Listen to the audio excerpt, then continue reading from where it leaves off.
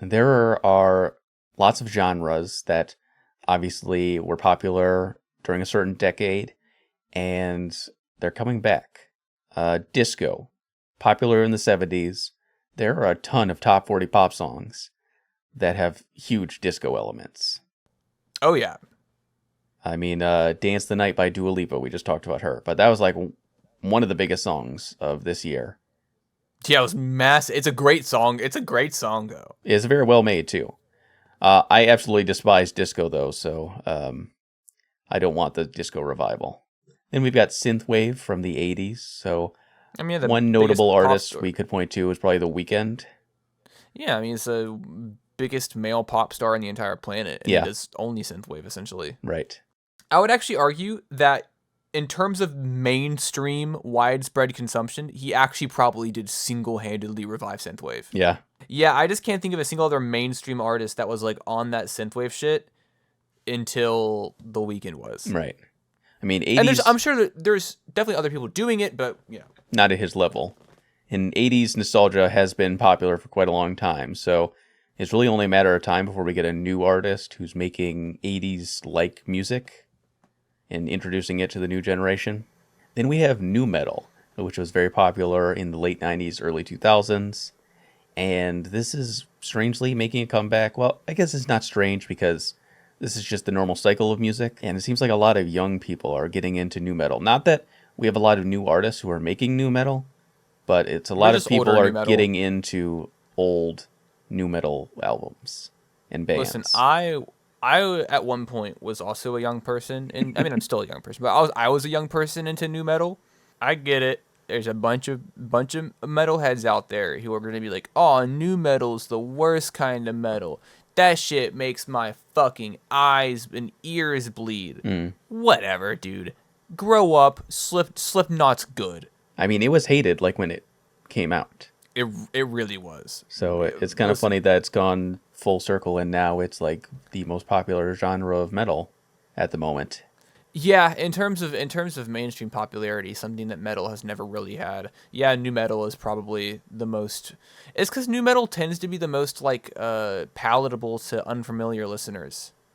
And nu metal kind of has elements of hip hop, which might be more appealing to like non-metal listeners. And it also has like a lot of, in terms of like some of like the riffs and the heaviness of it, some of it kind of parallels like alternative rock.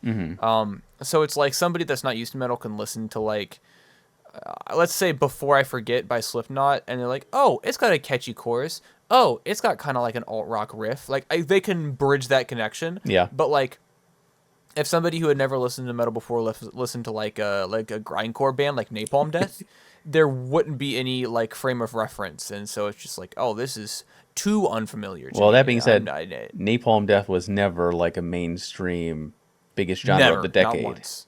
Grindcore has never.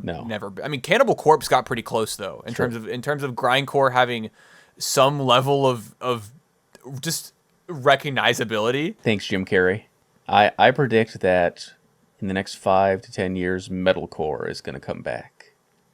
100%. I would 100% agree with you. That's probably true. And as someone who's nostalgic for that genre, I'm looking forward to it. Shut up and take my money.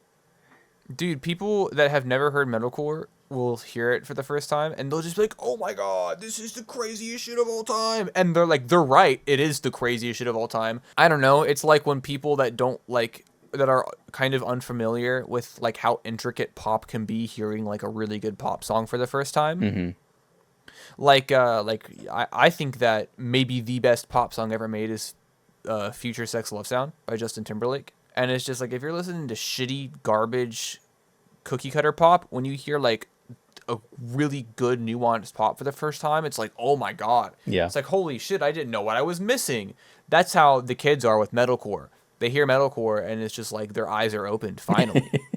Now, metalcore is not known for its technicality in a lot of cases, but... Nah, you don't need it. That raw fucking power, that's all you need, baby. I suppose. Listen, man, if it's heavy, if it means some shit, you don't need those, tricky arpeggios and bass solos. There's no need to fret. So, pop punk also recently had a moment in the sun. Obviously, that was very popular in the 90s and 2000s when it originated. And then we can all thank Mr. Machine Gun Kelly for helping to put it in the spotlight, as well as Travis Barker and some legacy bands. I loved Travis Barker. I've seen Travis Barker perform live, and he's a monster. But I will never forgive him for what he has done. What has he I done? can't take it back. What has he done? He hops on every single pop punk revival song in between the years of 2019 and 2022, and now we have some of the. Never mind. Is I'm that a gonna bad get thing? into it. Yes, it's awful. I love his talent is wasted Really? on these garbage fucking literally. I can't believe I'm saying this. The single person that made anything worth listening to in the pop punk revival was Olivia Rodrigo. Really? Literally, I mean, what are you gonna do, Machine Gun Kelly? That's an incredibly hot take. What about like Kenny Hoopla? Oh, yeah, that's true. That's true. My brain went to Olivia Rodrigo because she was the most mainstream to do it. Listen, no disrespect to Kenny Hoopla, but in terms of like audience, I would compare Olivia Rodrigo to like Machine Gun Kelly in terms of like reach. She's bigger, but you know what I mean. Like they're both kind of A-listers. Hmm. And his pop punk sucked. It was bad. It was awful. I hated listening to it. It was upsetting. But I don't love Olivia Rodrigo, but like hers was better. Yeah. I mean, shit. It was better. I think Tickets to My Downfall is pretty good. Oh, I hate it. I'm sorry. I can understand. I think that's fine. Obviously, it's incredibly derivative, and it's not innovative at all. But no.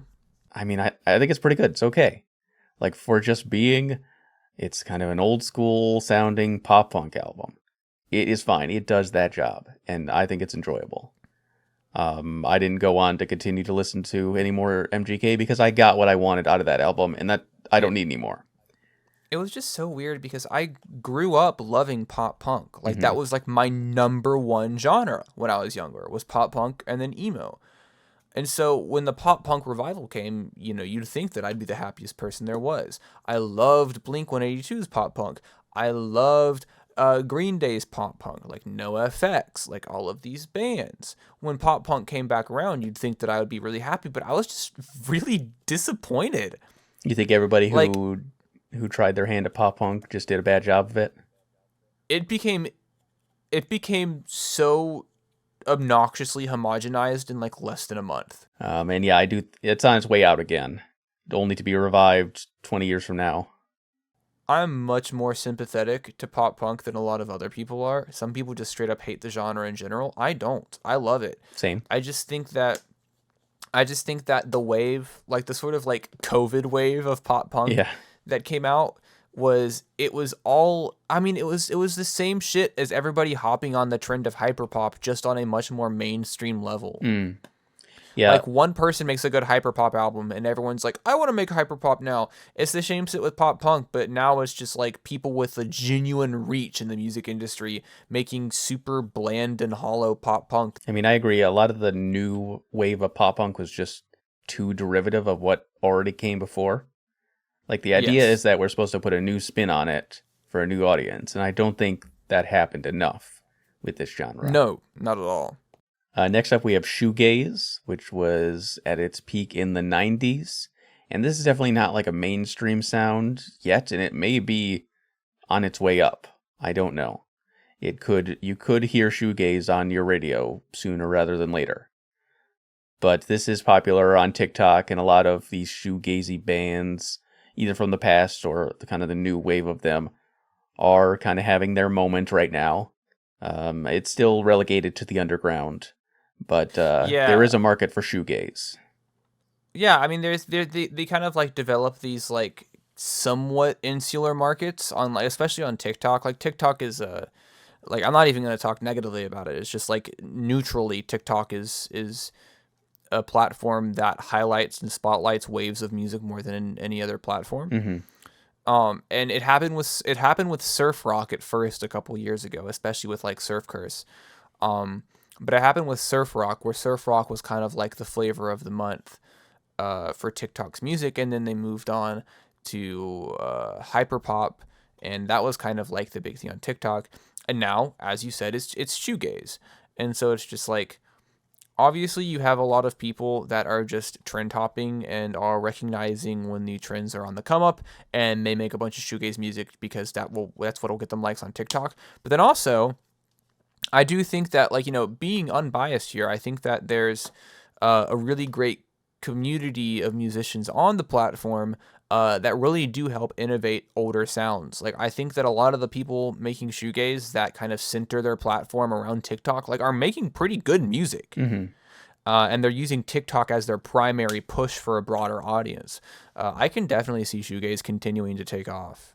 Well, let's look at the current hot thing, because I've been surprised in 2023 how many country songs have hit the top 40. It's really annoying. I am a kind of a casual pop country enjoyer. I like it. And country is just one of the biggest, like, divides in talent that I've seen. Yeah.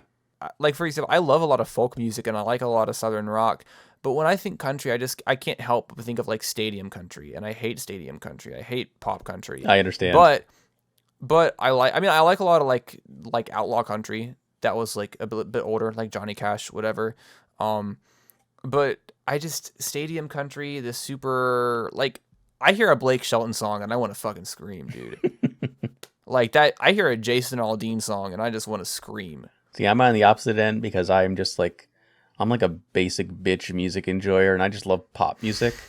So, like, getting to hear the pop music sound that I already like with interesting new instrumentation, like, guitars, slide guitars, banjos, acoustic drums, and like country spin on it, I really like it. It tickles my brain. And I think most people are like me, and that's why country is... So I'm the odd man out. Well, I mean, look at the top 40. There's a bunch of kind of accessible pop country songs in there. I mean, why are they there? Are people looking for just kind of a newer, fresh sound? They've gotten bored of, like, hip-hop inspired pop and electronic pop. Is that why? I don't actually know why country's having its moment right now. Well, that's actually pretty accurate. I mean, think about how long pop music was borrowing the aesthetics of electronic and dubstep. I mean, that lasted a while. Mm-hmm. Pop used to be R&B adjacent, then it became electronic and dubstep adjacent. Yeah. And now it's like hip-hop adjacent. Yeah. But now pop is country adjacent. I mean, think about how many country songs you hear at trap drums. Right. Because they're really just pop songs that have a country spin on them. Yeah, but listen, just because I listen to 12 hours of music a day and have completely ruined my sonic palette by listening to everything conventional there is, and therefore I have to essentially, like, keep myself on my toes by diving deeper and deeper down more obscure and experimental rabbit holes. Just because I've ruined music for myself doesn't mean everybody else has, so I get it. This is just one of, like, pop's natural phases. Like, we get bored of a certain sound and then we try something else for a while. And then 5-10 years from now, we'll try something else. I mean, who knows if the country thing will continue to grow or if it's going to fall off pretty quick and we'll get a new sound to listen to. I don't know. I give the country thing, I give it 4 or 5 more years. I would say that country kind of keeps its mainstay in, like, the top 40 lists or whatever. But in 5 years, instead of being country adjacent pop music, that's my big prediction. Grindcore, baby, hitting mainstream. Grindcore pop. Or you're gonna have Olivia Rodrigo's new grindcore album. Taylor Swift is gonna release a grindcore collab album with Cannibal Corpse. Wow. Napalm Death is gonna have a #1 hit single in America. Grindcore's coming in, baby. I'm ready.